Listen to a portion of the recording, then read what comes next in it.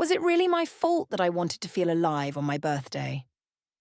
My boyfriend was standing right there when my ex kissed my neck, but he never understood that excitement is not the same as betrayal. I thought people would see it my way, but one photo changed how everyone looked at me, my home, and my life. I'm Cressida, and I turned 32 years old on a Thursday night in September, surrounded by friends, co-workers, and the kind of attention that makes you feel like the world is spinning just for you. The rooftop bar downtown had string lights draped across the metal railing, and the air smelled like citrus cocktails and expensive perfume, and I remember thinking that this was exactly the kind of night I deserved after another year of working too hard and settling for too little excitement. Owen was there, of course, standing near the bar with a beer he barely touched, watching me pose for photos with my arms around my girlfriends, and I could see from the corner of my eye that he was smiling. But it was the kind of smile that didn't reach his eyes, the kind that made me feel like he was already somewhere else in his head. I didn't care. Or maybe I told myself I didn't care because the music was loud and my sister Nina was laughing at something Priya said, and the whole night felt like proof that I was doing everything right. Derek showed up around 9:30, brought by a mutual friend from college who didn't realize that bringing my ex-boyfriend to my birthday party might be a bad idea. Or maybe she did realize and thought it would be funny. And honestly, I didn't mind because Derek always made me feel like I was 22 again, back when life was all possibility and no consequences. He walked up to our table with that same confident grin he used to have, the one that used to make me forget about everything else, and he hugged me tight enough that I could smell his cologne, something sharp and woodsy that Owen never wore. And when he pulled back, he kept one hand on my lower back and said something about how I hadn't aged a day. I laughed and touched his arm, and I saw Priya glance at Owen, and I saw Owen's jaw tighten just a little, but I ignored it because I was having fun and I didn't want anyone's insecurity to ruin my night. By 10 o'clock, Derek and I were leaning against the metal railing at the edge of the rooftop, looking out over the street below where the diesel generator hummed and the traffic lights blinked red and green, and he was telling me some story about his divorce and how he realized too late that he'd married the wrong person. And I knew he was implying something about us, about the past, about what could have been. And I let him imply it because it felt good to be wanted like that, to be the one someone regretted losing. He touched my waist again, his hand sliding down just slightly to rest on my hip, and I leaned into him without thinking, and I didn't pull away even when I noticed Owen standing near the bar, staring at us with a look I couldn't quite read. Priya was nearby with her phone up, taking photos and videos for Instagram, and I smiled for the camera because I wanted everyone to see how good I looked, how happy I was, how little I needed anyone's permission to live my life. The group toast happened around 10:30, and someone handed me a glass of champagne, and Derek raised his beer and made a joke about how I was too good for anyone in the room, and everyone laughed, and he winked at Owen and said something like, "You're a lucky guy." But the way he said it made it sound like Owen was anything but lucky, like Owen was just some placeholder who happened to be standing in the right spot at the right time.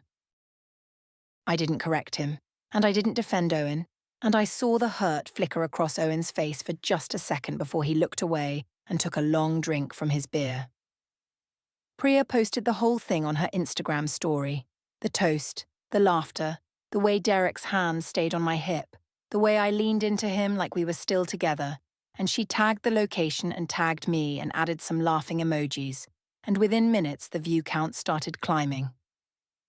We got home a little after midnight, and the apartment felt cold and quiet after the noise and heat of the rooftop bar, and I kicked off my heels and collapsed onto the sofa, still buzzing from the champagne and the attention and the validation of being the center of everything. Owen set his keys on the coffee table next to the torn paper wristband from the bar entry, and he stood there for a moment, looking at me with an expression I couldn't quite name, something between sadness and exhaustion. And then he sat down on the opposite end of the sofa and asked if we could talk. I rolled my eyes because I knew exactly what he was going to say, and I was tired, and I didn't want to deal with his feelings when I was still riding the high of my perfect night. He asked me why I let Derek touch me like that in front of everyone, and I told him it was nothing, just old friends catching up, and he should stop being so paranoid and insecure because it was exhausting. He asked me why I didn't pull away when Derek put his hand on my hip, and why I smiled at him like that, and why I let him make that comment during the toast without saying anything, and I could hear the hurt in his voice. But I was annoyed because I didn't think I owed him an explanation for having fun at my own birthday party. I told him that real relationships require trust, and that he was being old-fashioned and controlling, and that if he couldn't handle me having male friends and exes, then maybe he was the problem, not me. Owen went quiet for a moment, and he stared at the charging cable on the coffee table, the one that was tangled and frayed at one end. And then he asked me again, slower this time, why I let Derek keep his hand on my hip for 3 separate photos, and why I smiled at him like that when I knew Owen was only 10 feet away at the bar. He said he wasn't trying to control me, he just needed me to be honest about what Derek still meant to me, and if I wanted attention from other men at parties, he needed to know now so he could decide what to do. I laughed at him. I actually laughed, because the idea of Owen deciding what to do was almost funny, and I told him he was counting photos like some kind of detective, and that real men don't get jealous over harmless nostalgia. He tried again, quieter this time, and he asked me whether I had invited Derek, or if I knew he was coming, and whether I planned to see him again after tonight, and I could hear the desperation in his voice, the way he was trying so hard to stay calm and reasonable.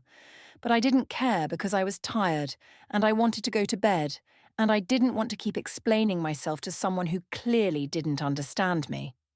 I told him he was making a big deal out of nothing, that women are allowed to have male friends and exes, and that his fragile ego was not my responsibility to manage.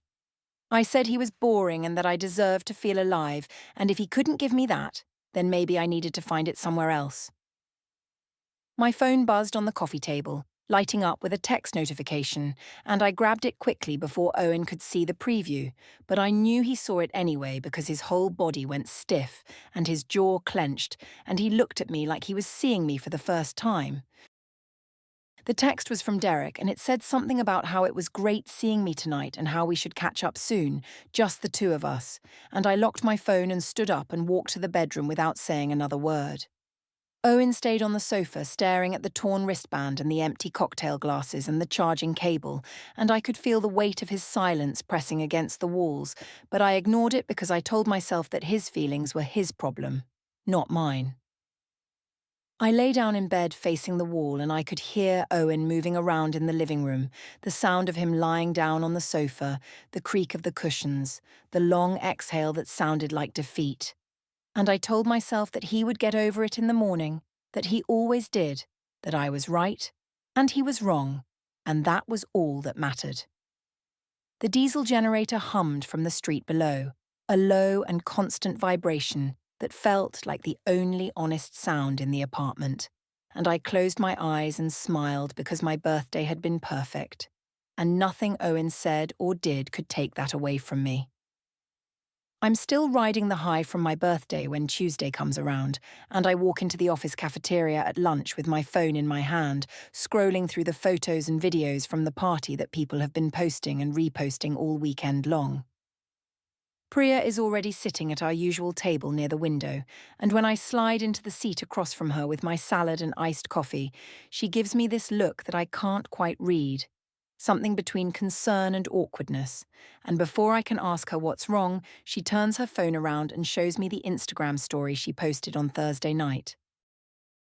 The view count is over 340, which is higher than most of her stories get, and I can see the video playing on loop, me leaning against the railing with Derek's hand on my hip, both of us laughing, the string lights glowing behind us like something out of a movie, and the geotag showing exactly where we were and exactly what time it was.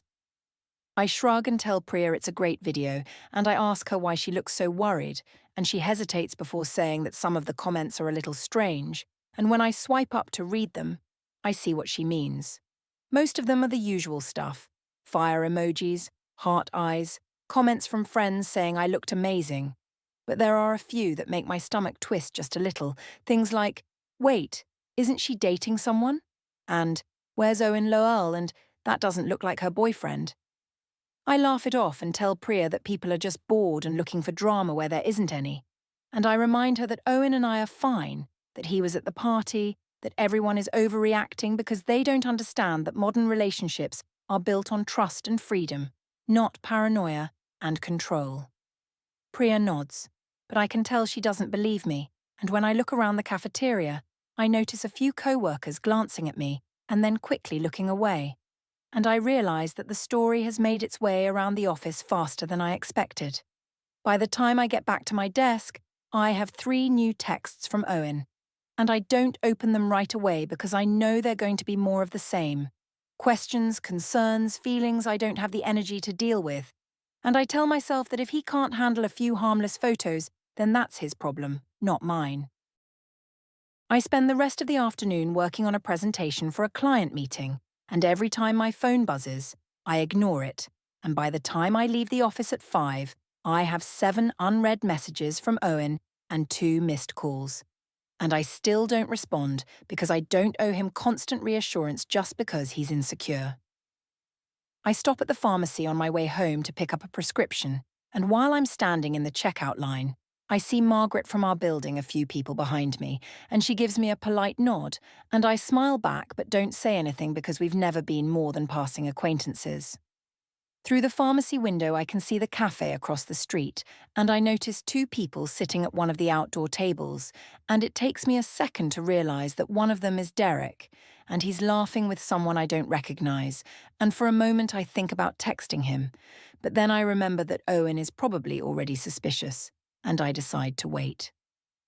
When I get home that evening, Owen is already there, sitting on the sofa with his laptop open, and he looks up when I walk in, and I can see the tension in his shoulders, the tightness around his mouth, and I know he's going to try to have another conversation that I don't want to have. He closes the laptop and asks if we can talk about the Instagram story, and I sigh loudly and drop my bag on the floor and tell him that social media is not real life, and he needs to stop obsessing over what people post online. He says it's not about the post itself, it's about what the post shows. And he asks me why I didn't untag myself or ask Priya to take it down, given that it made him look foolish in front of people we both work with, and whether I care about that at all. The living room lamp flickers once, casting strange shadows across the wall, and the charging cable that was on the coffee table this morning is now unplugged and coiled neatly next to the remote, and I notice that Owen has cleaned up all the glasses and wrappers from the weekend, like he's trying to erase any evidence that the party ever happened. I feel my irritation rising, and I tell him that I'm not going to be controlled by his insecurity, that I have a right to post my own life, and that his request is actually a red flag for controlling behavior, maybe even abuse. He stares at me for a long moment, and I can see something shift in his expression, something that looks almost like disappointment. And he says he would not attend social events with me if I continued to prioritize how I look to others over how he feels, and that he needs transparency and respect, not performance and humiliation. I tell him he's being dramatic, and I walk past him to the kitchen to pour myself a glass of wine, and I can feel his eyes on my back, but he doesn't follow me. And when I come back to the living room, he's sitting in the same spot, staring at the wall like he's trying to solve some impossible equation. Wednesday night is worse because I come home late after drinks with a few co-workers, and Owen is in the living room on a video call with someone, and when I walk in, I can hear him laughing, which is strange because he's been so serious and quiet for days, and when he sees me, his smile fades immediately, and he says a quick goodbye and hangs up. I ask him who he was talking to, trying to keep my tone light and casual, but I can hear the edge in my voice. And he says it was Julian, his best friend, and they were just catching up. I don't believe him, because Owen never laughs like that with Julian. And I ask him why he ended the call so fast, and he says he didn't, that they were already finishing up. And I can see his laptop screen is still glowing, showing a messaging app that he quickly closes before I can see the contact name. But I catch a glimpse of a single letter at the top, D, and my mind immediately goes to Derek, even though that doesn't make any sense. I ask him again who he was talking to, and why he's being so secretive, and whether he's still upset about the party and trying to make me feel guilty by acting distant, and he just looks at me with this exhausted expression and asks me who I was talking to on Monday night when I was on the phone in the bedroom with the door closed, and why I hung up so quickly when he knocked to ask if I wanted dinner. I feel a flush of anger because he's turning this around on me, making me the bad guy when I haven't done anything wrong, and I tell him that my conversations are none of his business, and that if he's going to start spying on me and questioning every phone call I make, then we have a much bigger problem than I thought.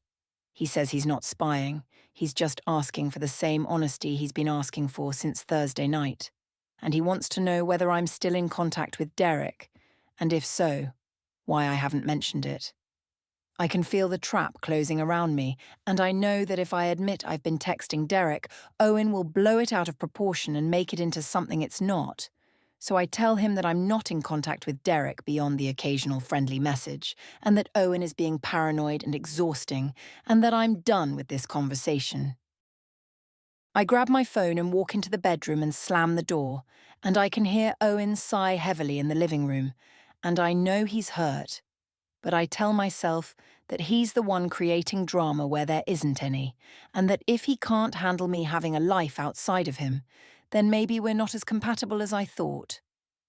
I lie down on the bed and open my phone, and I see that Derek has sent me 2 messages earlier in the evening, asking how I'm doing and whether I want to grab coffee sometime, and I type out a response saying that coffee sounds great, and I hit send before I can talk myself out of it, and I feel a rush of excitement and defiance that makes me forget, at least for a moment, about the look on Owen's face when I slammed the door. I'm getting ready for Nina's engagement party on Saturday evening, and I can feel the tension in the apartment like a physical weight pressing down on everything, making it hard to breathe or think clearly. Owen left early this morning without saying where he was going, and when he came back a few hours later, he was quieter than usual, calmer in a way that actually makes me more nervous than when he was asking questions and trying to talk. He spent the afternoon in the bedroom with the door closed, and I could hear him moving things around, opening and closing drawers, the faint sound of his phone ringing once, and him speaking in a low voice that I couldn't quite make out. I tell myself that he's probably just talking to Julian again, complaining about me like he always does, and I focus on getting ready because tonight is about Nina, not about Owen's feelings or his inability to handle a confident woman who refuses to apologize for living her life. The community centre hall is decorated with white flowers and gold ribbons, and there are at least 30 people already there when we arrive separately.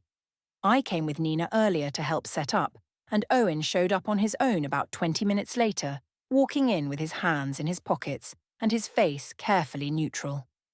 I can see his mother Diane standing near the gift table, and when she sees me, her smile is polite but cold, and I know that Owen has been talking to her about our problems, painting me as the villain in whatever story he's been telling. Nina's fiancé is greeting guests at the door, and the tables are set with little candles and name cards, and everything looks perfect, exactly the way Nina wanted it, and I'm determined to make this night special for her, even if Owen is going to sulk in the corner and ruin the mood for everyone. Dinner is served around 8, and I'm seated with my family at the main table. Nina, her fiancé, my brother Aaron, my parents, and Owen is at the end of a different table near Julian and his wife, and I can see him watching me from across the room. And every time I laugh or smile or touch someone's arm in conversation, I can feel his eyes on me, and it makes me want to perform even harder, to show him that I don't need his approval or his presence to have a good time. The food is delicious, and the wine is flowing, and by the time dessert comes out, I'm feeling warm and confident and ready to give the toast that I've been planning all week, the one that's going to be funny and memorable and prove to everyone that I'm the fun sister, the one who isn't afraid to speak her mind and keep things interesting. When Nina's fiancé finishes his toast, something sweet and sincere about finding his soulmate and building a future together, the kind of thing that makes everyone sigh and clap politely. I stand up and take the microphone, and I can feel the room's attention shift to me, and I love it, the way everyone goes quiet and waits to hear what I'm going to say. I start with a joke about how Nina was always the responsible one, the one who did her homework on time and never broke curfew, and everyone laughs, and I can see Nina smiling, and I feel encouraged, so I keep going. I say that Nina finally found someone who can handle boring, unlike me, and I pause for effect, and I see a few people shift uncomfortably in their seats, but I push forward because I'm committed to the bit now. I say that I need a little excitement in my life, which is why I keep my options open, and I glance around the room with a playful smile, and a few of my friends from the birthday party laugh and raise their glasses, but I can also hear the audible gasps from the older relatives, and I see Diane shake her head slowly, and I see Owen's face go completely blank, like someone just turned off a light behind his eyes. I finish the toast quickly after that, saying something generic about wishing Nina and her fiancé all the happiness in the world, and I sit down to scattered applause, and I can feel the energy in the room has changed, gone from warm and celebratory to tense and awkward. And I tell myself that people are just too uptight, that they don't understand humour, that I didn't say anything wrong. Nina leans over and whispers that we need to talk, and her voice is sharp in a way I've never heard before, and she stands up and walks toward the hallway near the restrooms, and I follow her because I don't want to make a scene, even though I'm annoyed that she's acting like I did something terrible when all I did was make a joke. In the hallway, Nina turns to face me, and her eyes are shiny with tears, and she asks me what I was thinking, saying something like that in front of everyone, in front of Owen's mother, in front of our family, at her engagement party. I tell her it was just a joke, that everyone laughed, that she's overreacting, and she shakes her head and says that it wasn't funny, it was cruel, and that I humiliated Owen in front of people who care about him, and that I embarrassed her on what was supposed to be one of the happiest nights of her life. I feel a flash of anger because Nina is supposed to be on my side, she's my sister, and instead she's acting like Owen's feelings matter more than mine, and I tell her that if Owen can't handle a little joke, then maybe he's the problem, not me. She stares at me for a long moment, and then she says she needs some space, and she walks back into the hall, leaving me standing alone in the hallway with the smell of coffee drifting from the service station and the sound of a metal cart squeaking as a caterer pushes it past me toward the kitchen. I walk back into the hall a few minutes later, and I look around for Owen, but I don't see him at his table, and Julian is gone too. And I assume they've both left because Owen can't handle being in the same room with me after I told the truth about needing excitement in my life. I spend the rest of the evening talking to my friends and taking photos and pretending that everything is fine, but I can feel the stares from other guests, and I can see Margaret, the neighbour from our building, sitting near the back with some of Nina's fiancé's family, and she's watching me with this neutral, unreadable expression, and I wonder how much she heard and how much she's judging me right now.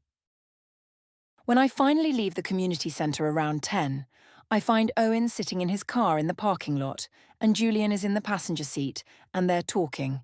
And when Julian sees me approaching, he says something to Owen and then gets out of the car and walks away without looking at me. I open the passenger door and slide in, and Owen doesn't look at me. He just stares straight ahead through the windshield at the dark parking lot, and the dome light is on, and I can see that his knuckles are white where he's gripping the steering wheel. I ask him if he's ready to go home, and he asks me why I needed an audience to hurt him, and why I can't ever just apologize in private or treat him with respect when other people are watching. I tell him he's being dramatic, that it was just a joke, that everyone thought it was funny except him, and that he's embarrassing me by acting like a victim when nothing bad actually happened. He turns to look at me finally, and his eyes are red, and he says that he tried to talk to me after the birthday party, and he tried again at home twice this week, and every time he asked for honesty or respect, or just a simple conversation, I called him controlling and insecure and made him feel like his feelings didn't matter. He says he can't keep doing this, that every event and every party and every group of friends becomes a stage for me to mock him, and that he's done pretending it's normal. I tell him that if he's so unhappy, then maybe he should leave, and he nods slowly, and he says that's exactly what he's going to do, and he starts the car and drives me home in complete silence, and when we get to the apartment, he parks but doesn't get out, and I realise that he's not coming inside, and I ask him where he's going, and he says he's staying with Julian for a few days because he needs space to think. I get out of the car and slam the door, and I watch him drive away, and I feel a strange mix of relief and anger and something else I don't want to name, and I go upstairs and pour myself a glass of wine and scroll through the photos from the party, and I see that someone has already posted a picture of me giving the toast, and in the background you can see Owen's face, and he looks destroyed, and I quickly scroll past it because I don't want to think about what that means. I'm alone in the apartment for the first time in months, and the silence is strange and uncomfortable in a way I didn't expect, making every small sound, the hum of the refrigerator, the creak of the floorboards, the distant traffic from the street below, feel amplified and oppressive. Owen has been staying at Julian's house since Saturday night, and it's now Tuesday, and he hasn't called or texted except for one message on Sunday asking if I would be home on Thursday evening because he needed to pick up some of his things.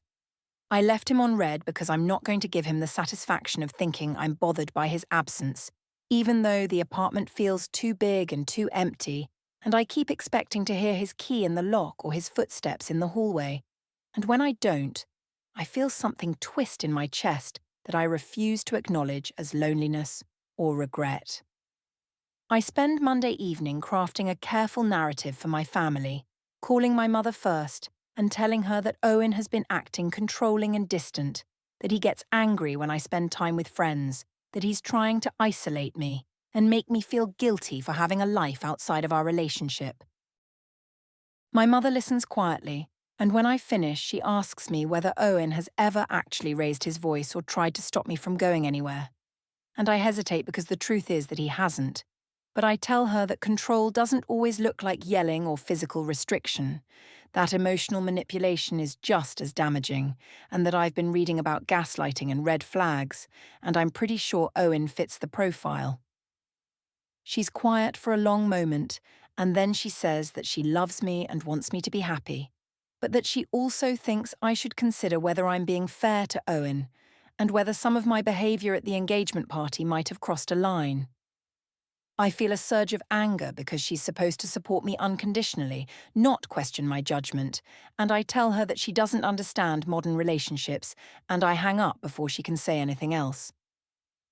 Tuesday morning, I wake up to a group text from my family, Nina, Aaron, and my parents, and the message is short and careful, saying that they love me and want what's best for me, but that they think I need to seriously consider how my actions are affecting the people around me, and that they can't support behaviour that deliberately hurts someone who has only ever been kind and respectful.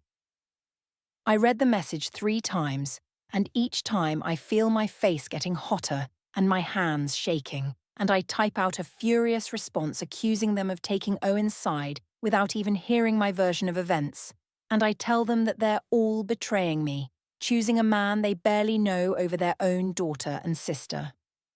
I hit send and then immediately mute the group chat because I don't want to see their responses, and I tell myself that they're all wrong, that they don't understand what it's like to be with someone who makes you feel small and guilty for wanting more out of life.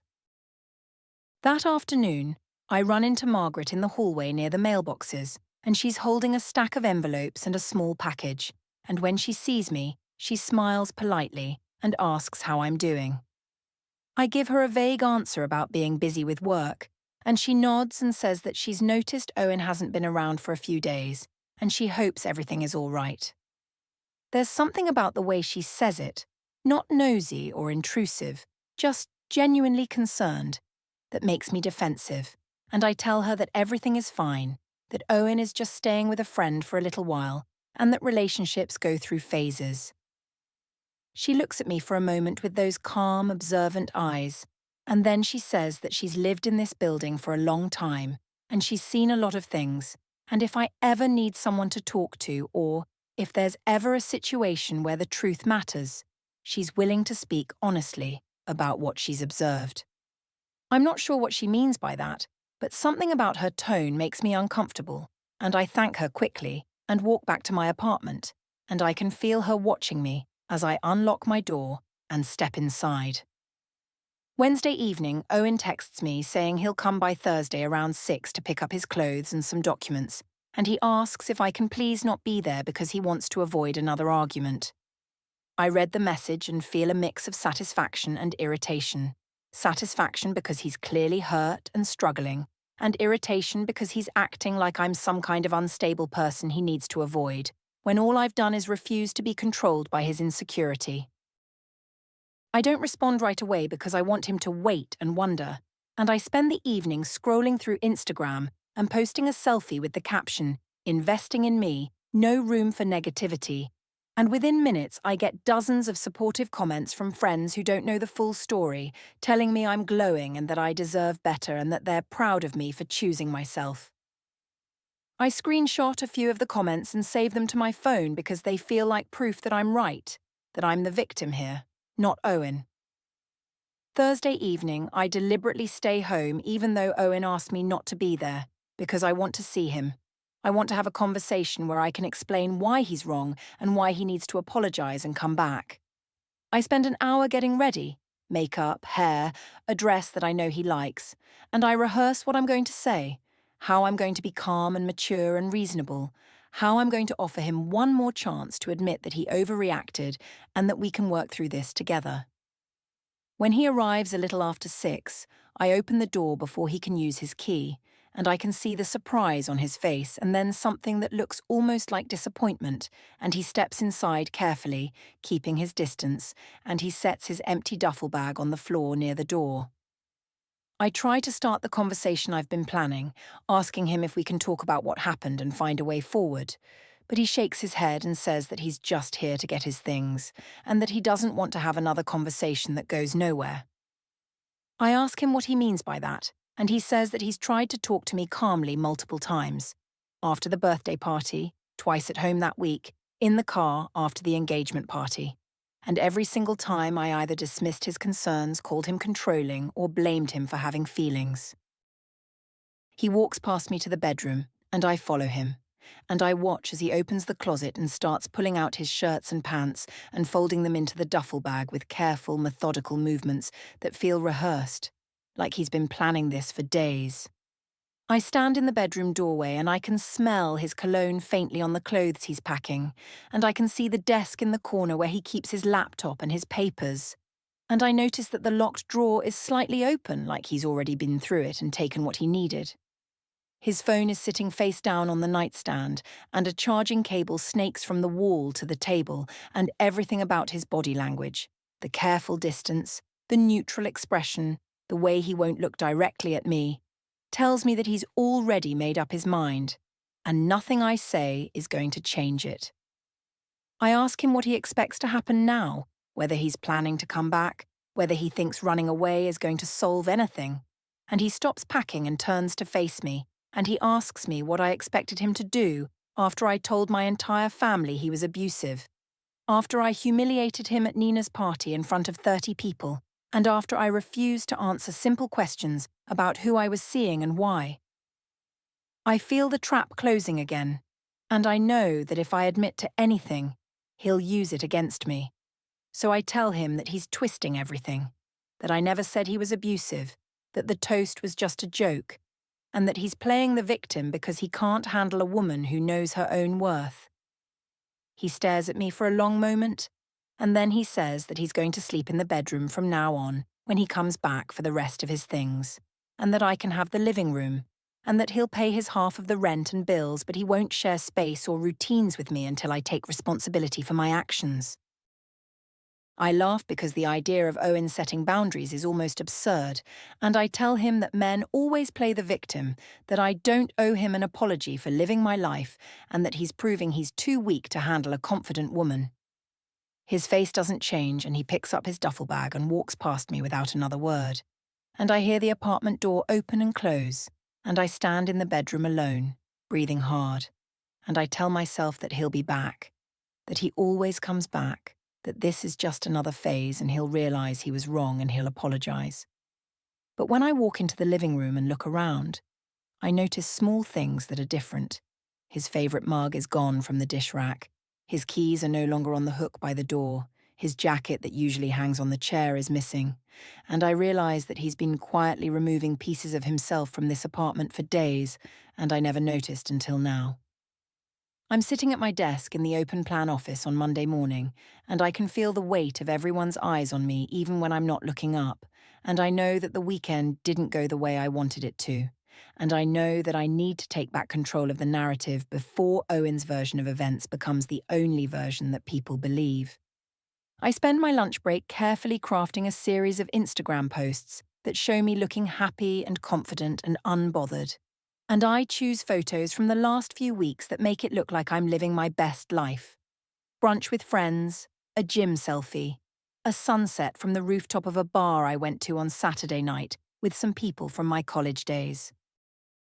I write a caption that says "New Chapter Who Dis?" with a smirking emoji and a sparkle emoji, and I tag the location as living my best life, and I hit post before I can second guess myself. And within minutes the likes and comments start rolling in, and I feel a rush of validation that temporarily pushes away the anxiety that's been sitting in my chest since Thursday. Derek is one of the first people to like the post, and he leaves a comment with a fire emoji and the words, "looking good," and I reply with a heart, and I tell myself that this is exactly what I need. Attention from someone who appreciates me, who doesn't try to control me or make me feel guilty for wanting to feel alive. I notice that Priya hasn't liked the post, and when I glance over at her cubicle across the office, I see that she's staring at her computer screen with a tight expression. And I wonder if she's seen the post and disapproves, or if she's just busy with work, and I decide not to ask because I don't want to deal with anyone's judgment right now. By Monday evening, I've posted 3 more times. A quote about self-love, a photo of my dinner that makes it look like I'm out at a fancy restaurant even though I'm actually eating takeout alone in the apartment, and a story that shows me getting ready to go out even though I'm just putting on makeup to take photos and then washing it off. The engagement on my posts is lower than usual, and I notice that several of my friends haven't interacted with anything I've posted in days, and when I check my follow count, I see that 3 people have unfollowed me since Saturday, and I tell myself that they were never real friends anyway, that anyone who can't support me during a difficult time doesn't deserve to be in my life. Tuesday morning, I'm walking through the building lobby on my way to the parking garage, and I see that my name has been removed from the directory next to Owen's apartment number, and only his name is listed now, and I feel a jolt of shock and anger because he didn't tell me he was going to do that, and I didn't give him permission to erase me from our home. I pull out my phone and type out a furious text asking him what he thinks he's doing and why he's playing these petty games. And he responds an hour later with a short message saying that he's the primary leaseholder, and he informed the building manager that only his name should be listed, and that it's not a game. It's a boundary. I want to scream at him through the phone, but I know that will only make me look unstable, so I delete the text thread and tell myself that he's trying to provoke me, and I'm not going to give him the satisfaction. Tuesday evening, I'm sitting on the sofa scrolling through my phone, and I see Owen's car parked on the street outside the building, and I can see him sitting in the driver's seat with headphones on, and his lips are moving like he's talking to someone, and I assume it's Julian again, or maybe his mother, and I feel a surge of resentment because he's turning everyone against me, telling them his version of the story, and making me out to be the villain. I watch him for a few minutes through the window, and I notice that he looks calm, not angry or upset, just focused and deliberate, and something about that scares me more than if he were yelling or crying, because it means he's not reacting emotionally anymore, he's planning something, and I don't know what it is. Wednesday night, Owen comes back to the apartment, and I'm ready for him this time, and I've spent all day thinking about what I'm going to say, how I'm going to make him see that he's wrong, and that we can fix this if he just stops being so stubborn and unreasonable. He walks in with his key and he doesn't seem surprised to see me sitting on the sofa waiting for him, and he sets his bag down and looks at me with that same calm, distant expression that's been haunting me for days. I stand up and tell him that we need to talk, that this has gone on long enough, that we're both adults and we should be able to have a conversation about what happened and find a way forward. And he nods and says he'll listen, but his eyes tell me that he's already decided, and nothing I say is going to change his mind. I ask him whether he understands that posting photos and living my life the way I want to live it is not disrespectful, that it's actually healthy and normal, and that he's the one who's being unreasonable by demanding constant reassurance and trying to control who I spend time with. He asks me whether I understand that posting photos and captions that imply I'm single while still living with him and sharing bills is not just disrespectful but also dishonest to everyone who sees it, and whether I care at all that his co-workers and his family and his friends have all seen those posts and asked him what's going on. I feel my face flush because I didn't think about it that way, and I tell him that I didn't say I was single, that I just said I was starting a new chapter, and that if people are making assumptions, that's their problem, not mine. He takes a step closer and his voice is very quiet and very steady, and he says that this is the last time he's going to ask. Either I agree to stop publicly humiliating him and have an honest conversation about whether we have a future, or he's going to take steps to protect himself in every way available. I ask him what that means, whether he's threatening me, and he says he's not threatening anyone. He's just telling me that he's done trying to fix something that I refuse to acknowledge is broken, and that he's going to handle things properly and make sure that his reputation and his well-being are protected going forward. I laugh because the idea of Owen handling things properly sounds like something out of a legal drama, and I tell him that he's being melodramatic, and that if he's so miserable, then maybe he should just leave and stop wasting both of our time.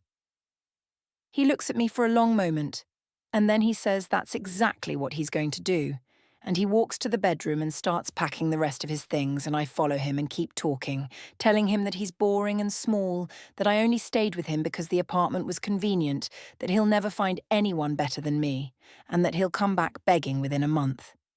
He doesn't respond to any of it,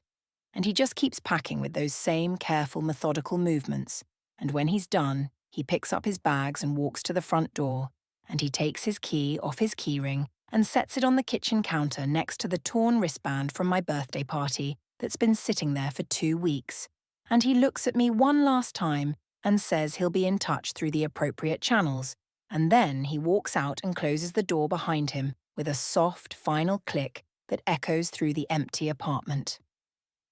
I'm standing in the office tower lobby on Monday at 12:15, laughing with 2 co-workers about something trivial, and I'm holding my phone in one hand and my purse in the other, and we're heading out to lunch at the new taco place 2 blocks away, and the marble floor is gleaming under the recessed lighting, and the building's glass doors show the street beyond with its usual midday traffic and sunshine. A man in a grey button-down shirt and khakis walks directly toward me through the crowd of people coming and going, and he's holding a clipboard and a large manila envelope, and when he stops in front of me and asks if I'm Cressida Vane, I say yes without thinking, and he hands me the envelope and the clipboard and says I've been served and I need to sign here to confirm receipt. Everything around me seems to go silent for a moment, and I can feel my co-workers staring at me, and the security guard at the desk glances over with mild curiosity, and a woman waiting by the building directory turns slightly to watch. My hands are shaking as I sign the clipboard, and the man takes it back and walks away without another word, and I'm left standing there holding the envelope, and one of my co-workers asks if I'm okay, and I can't answer because I'm tearing open the envelope and pulling out the documents inside. The top page has bold black text that says civil complaint, defamation and invasion of privacy, and underneath it says plaintiff, Owen Calloway, and defendant, Cressida Vane. And my eyes scan down the page, catching phrases like false statements made on social media, and Instagram stories and posts, and controlling, emotionally abusive and unstable, and demand for takedown, public retraction, and damages.